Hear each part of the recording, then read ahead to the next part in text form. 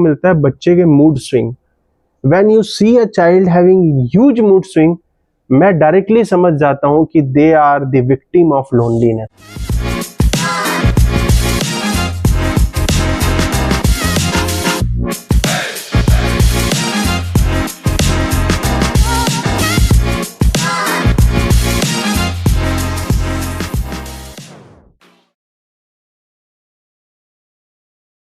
प्रणाम, आप सबका स्वागत है हमारे podcast channel the circular room में। आज हमारे साथ हैं मिस्टर रोहित, जो कि पिछले 10 सालों से बच्चों की मेंटल हेल्थ के बारे में काम कर रहे हैं।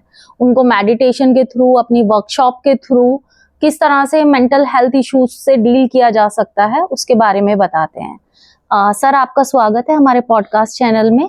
आप अपने बारे में कुछ बताएंगे हमें? थैंक यू और बहुत बहुत शुक्रिया मुझे आज इस पॉडकास्ट में इनवाइट करने के लिए। बेसिकली मैं एक टीचर हूँ, फिज़िक्स पढ़ाता हूँ बच्चों को और पिछले 10 सालों से फिज़िक्स पढ़ा रहा हूँ। तो जब मैं शुरू में मैंने फिज़िक्स पढ़ाना शुरू किया तो मैंने देखा कि बहुत सारे बच्चों को इश्यूज़ हो रही हैं, कहीं ना कहीं वो एंजाइटी या फिर mood swing, concentration issue, focus issues, कई बार बच्चों को एडिक्शन भी हो जाता है। तो मैंने देखा इस तरीके से उनकी लाइफ में बहुत प्रॉब्लम्स आ रही हैं, कहीं ना कहीं पढ़ाई में रुकावट आ रही है या वो जो चाहते हैं वो अचीव नहीं कर पा रहे हैं। तो फिर वहाँ पर, क्योंकि मैं काफ़ी टाइम से मेडिटेशन करता भी हूँ, मुझे इससे बहुत बेनिफिट हुआ भी। तो फिर हमने एक मेंटल हेल्थ कैंपेन चलाया और उस कैंपेन के तहत हमने बहुत सारे स्कूल, कॉलेजेस, प्राइवेट ऑर्गेनाइजेशन में लोगों को लाभान्वित किया। तो एक बच्चों का एक फ्रूटफुल रिजल्ट आया।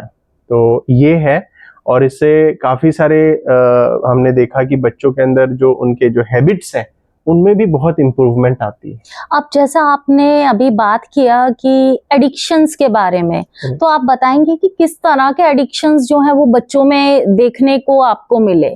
बहुत सारे एडिक्शंस हैं, जैसे अभी खासकर जो आज के दौर में जो सबसे बड़ा जो एडिक्शन है वो है स्क्रॉलिंग, वो है सोशल मीडिया, वो है मोबाइल। और भी बहुत सारे एडिक्शंस हैं, जैसे आजकल बहुत सारे बच्चे हैं जो कम उम्र में ही गलत संगत में पड़ जाते हैं, तो ना कहीं अल्कोहल, ड्रग्स, इस टाइप के बहुत सारे एडिक्शंस हैं जो बच्चों को कम समझ होने के कारण उस रास्ते पे ले जाते हैं। और बच्चे भी बहुत आजकल के क्यूरियस हैं, क्योंकि उनके अंदर जो तीव्रता है वो बहुत ज़्यादा, इंटेंसिटी, हाई मोड में रहते हैं, हाइपर मोड में रहते हैं। तो बहुत सारे जगह में वो फंस भी जाते हैं। कई बार उनकी लाइफ में जो बड़ी कुछ चीज़ें अचीव करनी होती है उसमें भी बहुत बड़ा बर्डन आता है, या फिर कई बार उनको हेल्थ इश्यूज फेस करनी पड़ती है। ये भी बहुत बार मैंने बच्चों के अंदर प्रायः देखा है। तो ये कुछ एडिक्शंस हैं। कई बच्चों को सोने की एडिक्शंस होती हैं। तो एडिक्शन जो भी चीज़ हमारे डेली लाइफ को हार्म कर रही है ना। कई बच्चे रात भर नींद नहीं ले पाते, उनको रात भर जागने की एडिक्शंस हो गई, फिर सुबह लेट उठते हैं, पूरी दिनचर्या खराब होती है। तो जो भी चीज़ एक्सेस में हो रही है, हमारी हैबिट को खराब कर रही है, हमें हार्म कर रही है, हमारे रास्ते में रुकावट डाल रही है, मैं उसे एडिक्शंस मानता हूँ।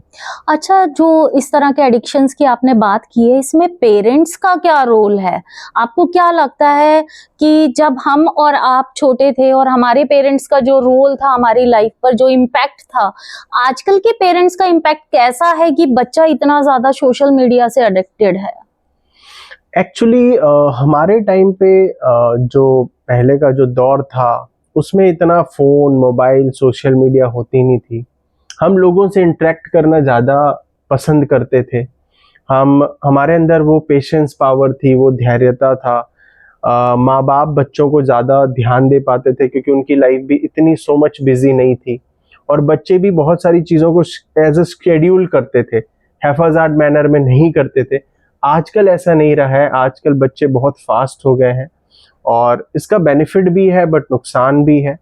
तो आजकल की डेट में बच्चे बहुत डायनेमिक हैं, तो पेरेंट्स उनको ध्यान देते हैं, लेकिन पेरेंट्स भी कई बार बिजी रहते हैं।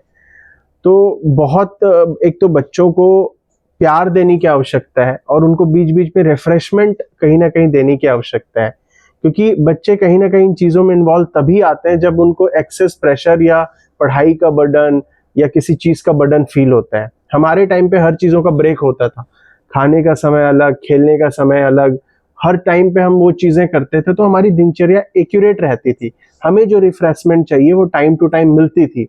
लेकिन आजकल कहीं ना कहीं वो मिसिंग है। तो मैं तो यही कहूंगा जो आज के पेरेंट्स हैं जो ये पॉडकास्ट भी देख रहे हैं कि बच्चों को रिफ्रेशमेंट जरूर दें, प्यार दें, रिफ्रेशमेंट दें, जो भी चीज है उनको एक्सपीरियंस कराएं ताकि वो एडिक्शन को छोड़ के पॉजिटिव चीजों में आगे बढ़ें। तो मैंने बहुत सारे देखा है कि कई, मैं पेरेंट्स जाता भी हूँ, बात भी करता हूँ, कई पेरेंट्स ने अपने बच्चों को बचपन से एक न्यूज़पेपर पढ़ने की हैबिट डाली है। तो बच्चों के अंदर वो समझ खुलती है जब वो एडिटोरियल्स पढ़ते हैं, न्यूज़पेपर पढ़ते हैं, बच्चे बुक पढ़ने की हैबिट डालते हैं या अच्छे स्टोरीज पढ़ने की। तो इन चीजों को हम बेसिकली कर सकते हैं। रोहित जी, जैसा आपने कहा कि पेरेंट्स आजकल बहुत ही व्यस्त हैं, करेक्ट। तो आपको नहीं लगता कि बच्चे ये सोशल मीडिया की तरफ या गलत हैबिट्स की तरफ जा रहे हैं, रीजन बीइंग कि there is no one to monitor them? Correct. आजकल के पेरेंट्स बिजी हो रहे हैं क्योंकि उनके ऊपर भी बहुत रिस्पॉन्सिबिलिटी है। आजकल बहुत सारी चीजें एक साथ पेरेंट्स को करनी पड़ती है, अपना प्रोफेशन भी, घर की भी देखभाल, फिर जो रिलेटिव है उनके भी कुछ अपने व्यवहार से और इससे रिलेटेड चीजें होती है, वो भी मैनेज करना पड़ता है। तो कई बार वो बच्चों पे ध्यान नहीं दे पाते, और ध्यान देते भी हैं तो कितना दें। तो कहने का मतलब ये है कि जैसे आपने कहा कि बच्चे सोशल मीडिया के थ्रू आजकल बहुत बिगड़ रहे हैं। सोशल मीडिया एक्चुअली नेगेटिव चीज नहीं है, ये पॉजिटिव चीज है। आजकल देखें आप, बच्चे जो हैं बहुत सारे टैलेंट सीख रहे हैं सोशल मीडिया की तरफ, लेकिन कई बार क्या है, वो क्यूरियसिटी उनके अंदर जो होती है उसके कारण वो गलत कंटेंट में टच कर देते हैं और वहां से फिर वो रास्ता खुल जाता है। आपने देखा होगा जब एक बार कोई हम गलत कंटेंट देखते हैं तो बार बार जब स्क्रॉल करते हैं तो सेम कंटेंट रिपीट होता है, और जब हम सेम चीज बार बार देखते हैं तो कहीं ना कहीं हमारे सबकॉन्शियस माइंड में इफेक्ट करता है। ये प्रूव्ड है, साइंटिफिकली प्रूव्ड है कि जो चीज हम देखते हैं बार बार वो कहीं ना कहीं हमारे मन में आएगा, मस्तिष्क में आएगा, फिर वो हमारे वृत्ति में आएगा और फिर वही स्टेप हमें करने का मन करेगा। फॉर एग्जाम्पल, कोई बच्चा अगर बार बार देख रहा है किसी चीज को लेकर कि कोई भी गलत चीज है, या आपने देखा होगा आजकल जो इतने छोटे छोटे बच्चे कुछ गलत काम कर रहे हैं, उन्होंने बताया अपने बयान में, अपने संज्ञान में कि हमने ये वाली वेब सीरीज देखी थी तो वहां से हमें ये चीज का आइडिया मिला था। तो ये चीज कभी ना कभी कहीं ना कहीं बच्चों को हार्म करती है। तो देखें, बट पॉजिटिव चीजों पे क्लिक करें, समझ को देखें। सर, जैसा आपने कहा कि they are scrolling again and again the bad content, they are going through that, तो आपको नहीं लगता कि पेरेंट्स को चाइल्ड फ्रेंडली कंटेंट देखना चाहिए और उसी तरह का कंटेंट जब बच्चा सेल फोन उठाता है पेरेंट्स का, तो उसके पास जो कंटेंट होगा देखने के लिए वो चाइल्ड फ्रेंडली होगा? तो कहीं ना कहीं पेरेंट्स को भी समझदारी से काम करने की जरूरत है।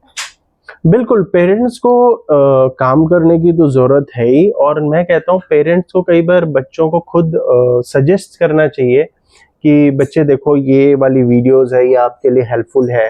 या उनको, जैसे मैं बहुत सारे, मैं नाम भी चलो एक दो का ले लूंगा, जैसे अंकुर वारिको जी हैं, उनका एक टाइम मैनेजमेंट का छोटा सा वीडियो पड़ा हुआ है यूट्यूब में, वो बहुत इफेक्टिव है। तो कहीं ना कहीं सिस्टर शिवानी का भी है, बहुत सारी अच्छी अच्छी चीजें जो मेंटल स्टेबिलिटी पे है। तो कई बार पेरेंट्स भी बच्चों को सजेस्ट करते हैं, मैं भी बच्चों को सजेस्ट करता हूँ एज अ टीचर कि बेटा आपको ये चीज देखनी चाहिए। बच्चा फिर उसको देखता है, उससे उसको बेनिफिट होता है।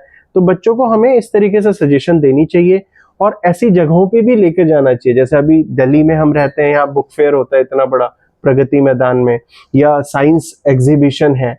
तो इन जगह पे जब हम बच्चों को लेकर जाते हैं तो automatically when we move towards positivity, automatically our attention towards negativity goes off. This is the what I felt.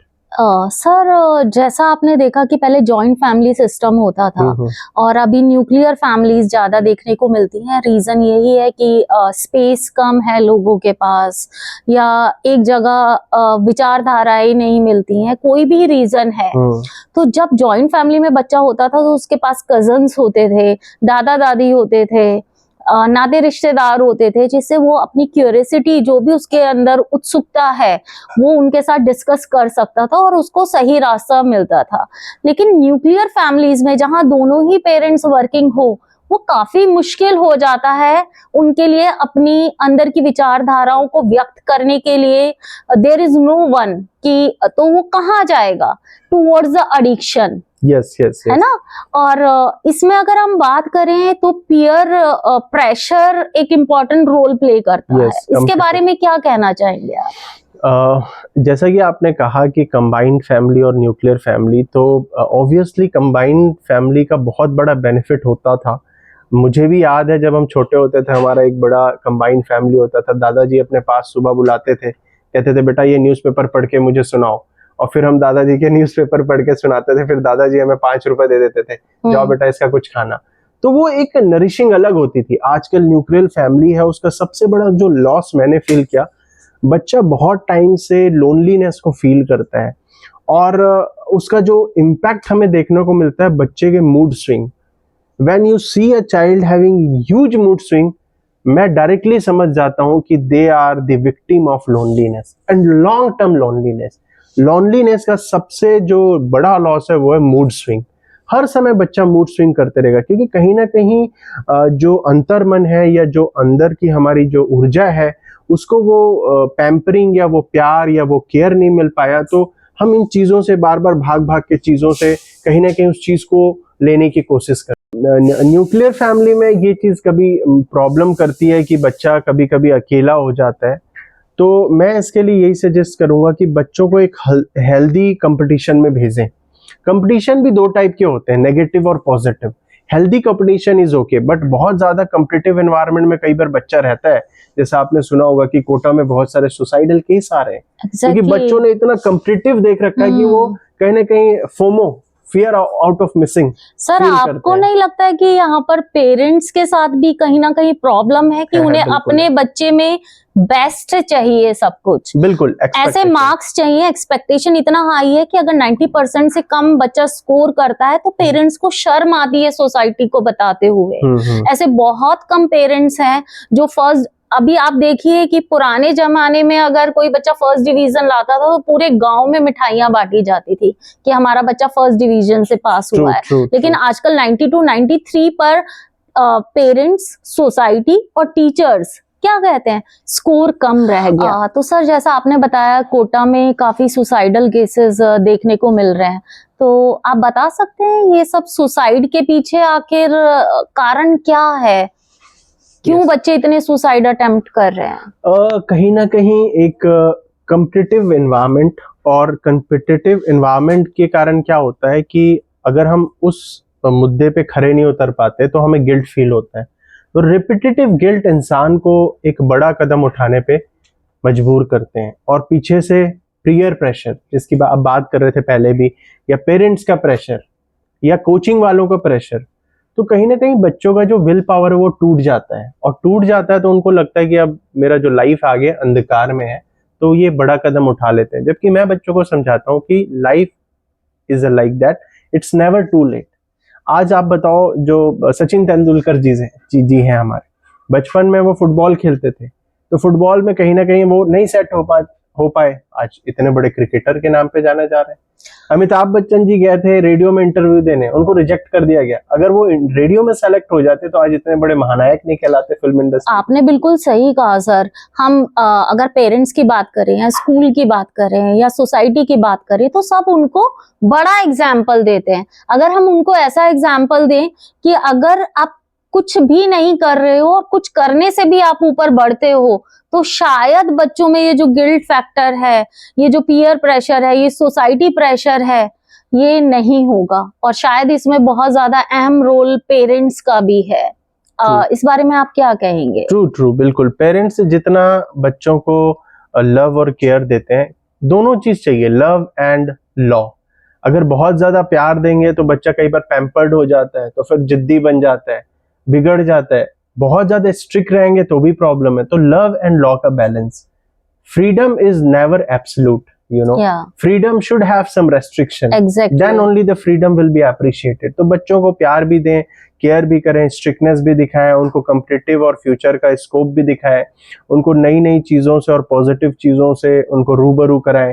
Coaching वाले भी अपने लेवल पे करते हैं, लेकिन पेरेंट्स का जो कंट्रीब्यूशन होता है और टीचर का जो कंट्रीब्यूशन होता है वो सबसे ज़्यादा बच्चों को कहीं ना कहीं, अगर हम बात में टोके बच्चों को बहुत ज़्यादा, तो बच्चे कई बार हताश हो जाते हैं और फिर वो कहीं ना कहीं बैड कंपनी में चले जाते हैं। तो हम टोके भी ठीक है, बट बहुत ज्यादा भी नहीं, उनको साथ साथ प्यार भी करें। और शायद ये कहना चाहते हैं कि पेरेंट्स को बाउंड्री सेट करना बच्चों को सिखाना चाहिए।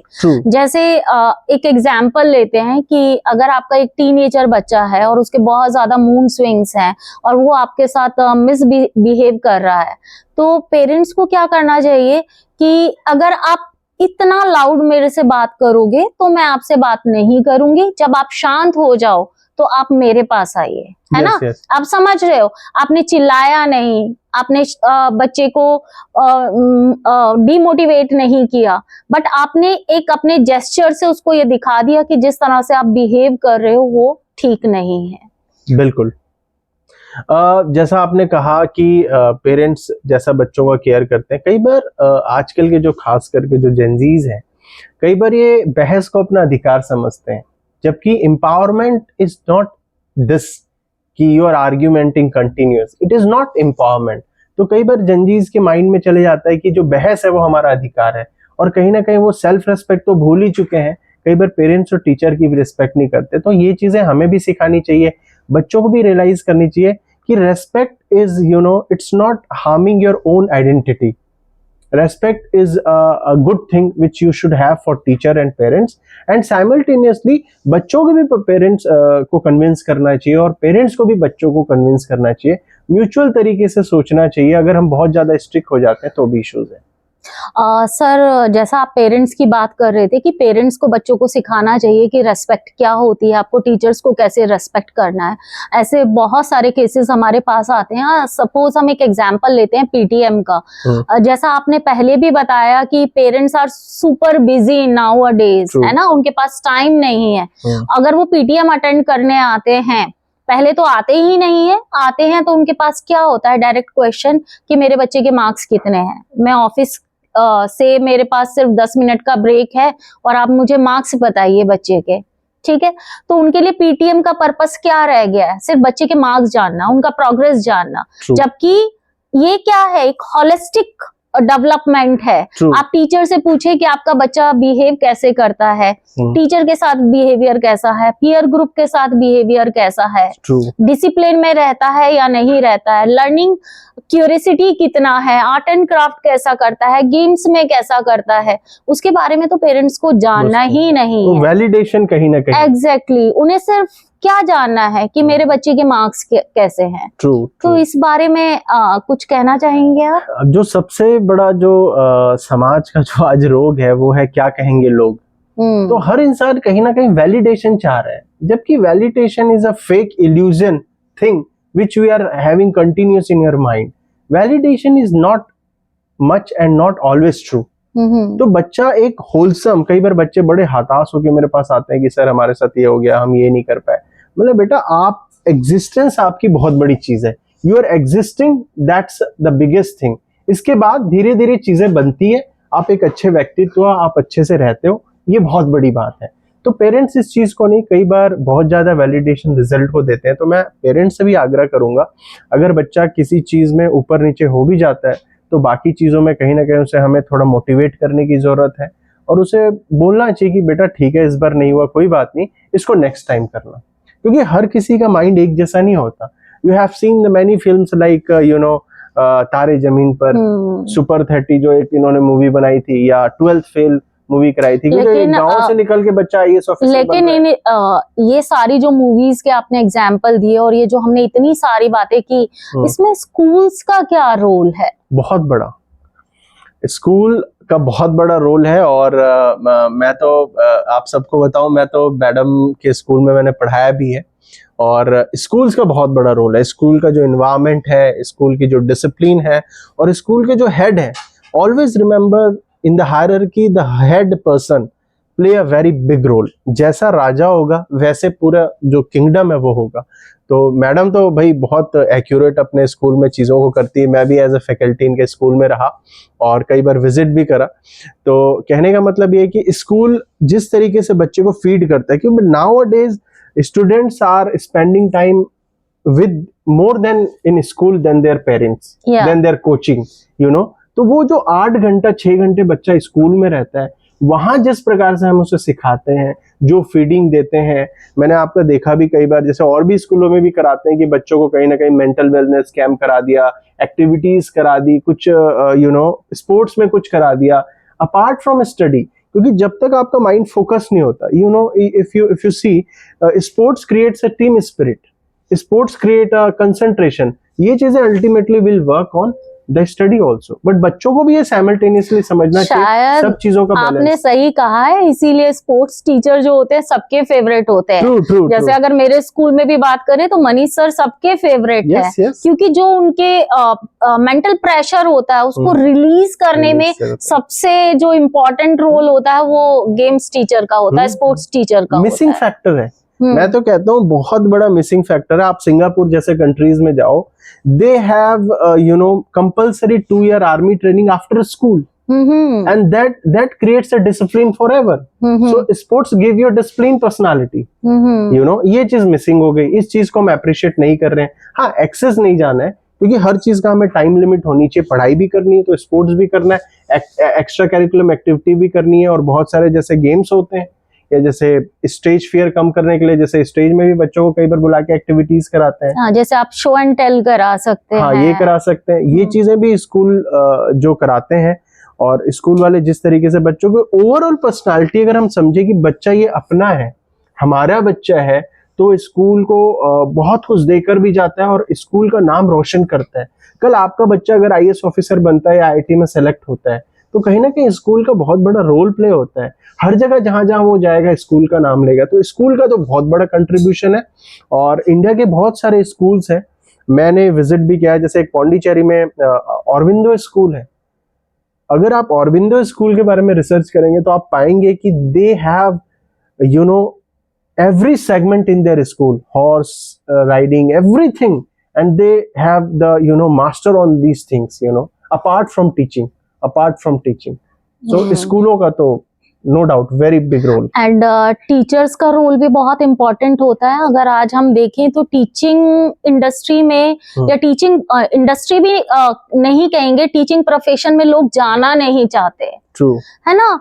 तो अगर टीचिंग प्रोफेशन में हमारे पास अच्छे टीचर्स नहीं होंगे जो कि एज अ लर्निंग, अपनी लर्निंग दूसरों को देना चाहते हैं, तो कहीं ना कहीं आपको ये भी एक रीजन नहीं लगता है कि हमारे पास ऐसे लोगों की कमी है जो सिखाना चाहते हैं।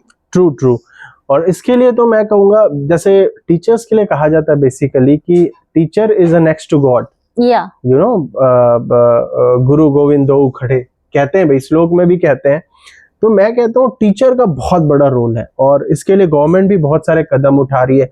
Inter school programmes, exchange programmes, और टीचरों को ट्रेनिंग के लिए भेजते हैं। तो मैं तो ये भी कहूंगा कि जितने भी स्कूल हैं वो कहीं ना कहीं ट्रेन द ट्रेनर्स, आप टीचर्स की भी ट्रेनिंग कराएं, ताकि टीचर्स जिस प्रकार से उनका जो थॉट है, उनकी जो मेंटेलिटी है वो चेंज होगी बच्चों के प्रति, तो बच्चों को ऑटोमेटिक इंप्रूवमेंट होगी। ये आपने बिल्कुल सही कहा। हम जैसे बच्चों के मेंटल प्रेशर की बात कर रहे हैं, तो कहीं ना कहीं वो प्रेशर जो है वो टीचर्स के ऊपर भी है।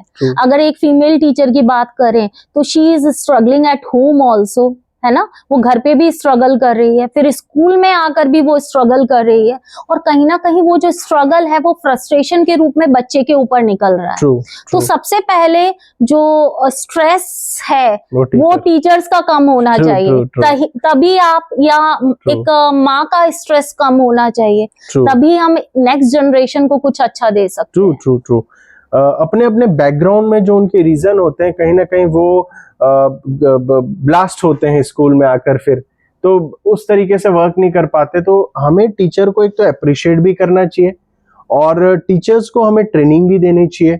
और mental health campaign is not only for the student, it's more than that of teacher. जब टीचर स्टेबल रहेगा तो ऑटोमेटिकली उसके as the teacher so will be the student. कहावत है भाई, सन सोज फादर, बच्चा पिता को शो करता है, स्टूडेंट टीचर को शो करता है। बिल्कुल, टीचर की हमें ओवरऑल पर्सनालिटी को भी, और टीचर्स के लिए भी हम इस टाइप के प्रोग्राम्स कर सकते हैं, क्योंकि ऑब्वियसली वो टीचर है स्कूल में, पीछे से कहीं ना कहीं एक फादर भी है, एक मदर भी है, उसके अपने घर की रिस्पॉन्सिबिलिटी है। वो कहीं ना कहीं पैनिक मोड कभी कभी क्रिएट कर देते हैं। तो इसका भी हम सोल्यूशन ढूंढे, ये भी इंपॉर्टेंट है, और उसे अपना समझे। अगर हम उसे स्कूल में फैमिली की तरफ फील कराएंगे, ट्रीट करेंगे, तो कहीं ना कहीं स्कूल में अपनी जो जिम्मेवारी है उसको पूरी करेगा। इसलिए आज देखना आप सारे organisation, even DMRC, Delhi metro, every month they are having one session with good speakers for that their employmental campaign and everything. हर ऑर्गेनाइजेशन इवन टीचर्स की मेंटल हेल्थ के साथ साथ उनकी फिजिकल हेल्थ हाँ? पर फोकस करना भी एक स्कूल लीडर की रिस्पॉन्सिबिलिटी है। आप देखिए कॉर्पोरेट वाले आजकल स्पोर्ट्स कराते हैं, 3-3 दिन का इवेंट, उनको घुमाने लेके जाते हैं जो टूर पे। Why this things are happening? To make them fit mentally, physically, and harmony in relationships that comes with that only. It means healing is very Most important for most teachers. important for अगर every being. तो school जो है वो एक second home होना चाहिए बच्चे के लिए, जहां पर वो जाए, इंजॉय करे, है ना, और अपनी जो मन की बात है, जो वो अपने पेरेंट्स को नहीं कह पा रहा है, वो अपने प्रिंसिपल को बोले, अपने टीचर्स को बोले, अपने फ्रेंड्स के साथ शेयर करे। तो एक इस तरह का हेल्दी एनवायरनमेंट जो है वो स्कूल में क्रिएट करना चाहिए। True family environment, friendly environment. और मैं तो ये भी कहूंगा कि स्कूल में एक मेडिटेशन रूम जरूर बनाए। जैसे हम प्रेयर से स्टार्ट करते हैं स्कूल डेज, तो अगर कभी किसी बच्चे को लगता है प्रॉब्लम है या कुछ इश्यूज है या कुछ मेंटल प्रॉब्लम आ रही है, तो मेडिटेशन रूम में जाए लंच के टाइम पे या जब भी ब्रेक मिलता है और वहां मेडिटेट करे। तो एक मेडिटेशन रूम भी आजकल बहुत सारे स्कूलों में बन भी रहे हैं और होने भी चाहिए, या कुछ ऐसा रूम, एक ऐसा कमरा होना चाहिए जहां जाके इंसान एक बार 5 मिनट्स में रिफ्रेश हो जाए। एग्जैक्टली, बिल्कुल सही कहा आपने। अगर दिमाग शांत होगा, सब कुछ विद्यार्थियों का, शिक्षकों का, स्कूल लीडर का, तो शायद हम सब मिलकर देश के योगदान में बहुत योगदान कर सकते। तो सर, आप किस तरह की वर्कशॉप्स स्कूल में ऑर्गेनाइज करते हैं और किस तरह से लोग उससे लाभ ले सकते हैं, किस तरह से आपको कांटेक्ट कर सकते हैं, उसके बारे में?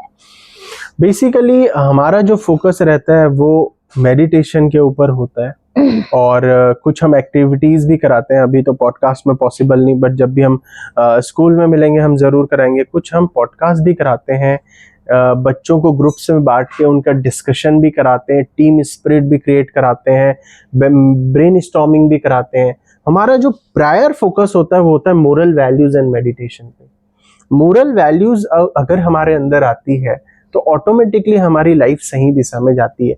And discipline, moral values, all are self respect. It is not it is not a burden. Some people think work and discipline are the burden, but some enjoy as a dopamine. Dopamine काम से भी मिलता है, dopamine हमें meditation से भी मिलता है, डोपामीन हमें स्पोर्ट्स से भी मिलता है, डोपामीन बहुत चीजों से मिलता है, तो उसको एंजॉय करें। जैसे आपने सोशल और इमोशनल क्वेश्चन की बात किया, है ना, कि वो भी social emotional question is also very important, और अभी तो जो न्यू एजुकेशन पॉलिसी है वो भी इसके बारे में बात करती है। तो किस तरह क्या आपको लगता है कि स्कूल में मॉरल वैल्यू का एक होना चाहिए, लेसन होना चाहिए बच्चों के लिए? मैंडेटरी है। रेगुलर बेसिस पे बच्चों को moral values, meditation, memory power, mind power, personality enhancement, how to have work life balance या स्कूल लाइफ बैलेंस, इन चीज़ों पे कॉन्टिन्यूसली प्रोग्राम होना चाहिए। और आप देखेंगे जो बीएड का जो कोर्स होता है, एमएड का जो कोर्स होता है, वहाँ टीचरों को यही सिखाया जाता है, इनकॉग्निटिव स्किल्स और चाइल्ड फैक्टर, है ना, चाइल्ड साइकोलॉजी किस तरह से समझे आप, होते हैं, what is the meaning of that.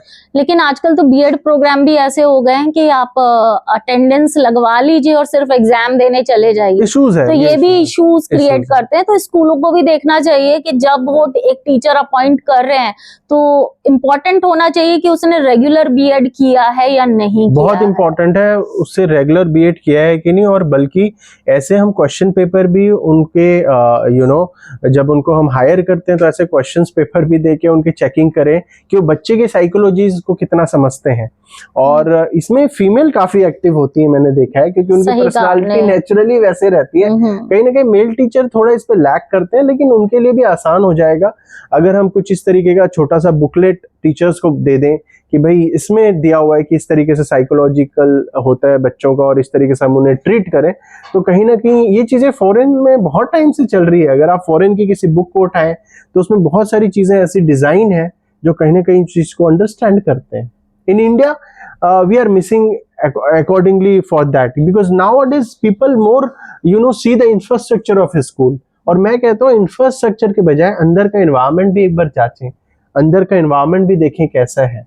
ये आपने बिल्कुल सही कहा। जब कोई भी पेरेंट्स एडमिशन लेने के लिए जा रहा है स्कूल में, तो वो देखता है स्कूल का बिल्डिंग कैसा है, स्विमिंग पूल है या नहीं है, थिएटर है या नहीं है, ऑडिटोरियम है या नहीं है, लेकिन वहाँ का एनवायरनमेंट कैसा है, टीचर फ्रेंडली है बच्चे के साथ या नहीं है, स्कूल लीडर का क्या रोल है। अगर उन सब चीजों को भी देखें तो शायद बच्चों के लिए अपनी राह को चुनना आसान हो जाएगा। आज रोहित जी के साथ बात करके बहुत कुछ सीखने को मिला, एंड आई होप आप सबको भी बहुत लर्निंग हुआ होगा। अगर आप इस तरह की वर्कशॉप कराना चाहते हैं अपने स्कूल में, या अपने बच्चों के लिए ऑनलाइन सेशन रखवाना चाहते हैं, तो रोहित जी का नंबर जो है वो मैं स्क्रीन पर दे दूंगी, वहां पर आप कांटेक्ट कर इस तरह की वर्कशॉप्स ऑर्गेनाइज कर सकते हैं। धन्यवाद। बहुत बहुत शुक्रिया।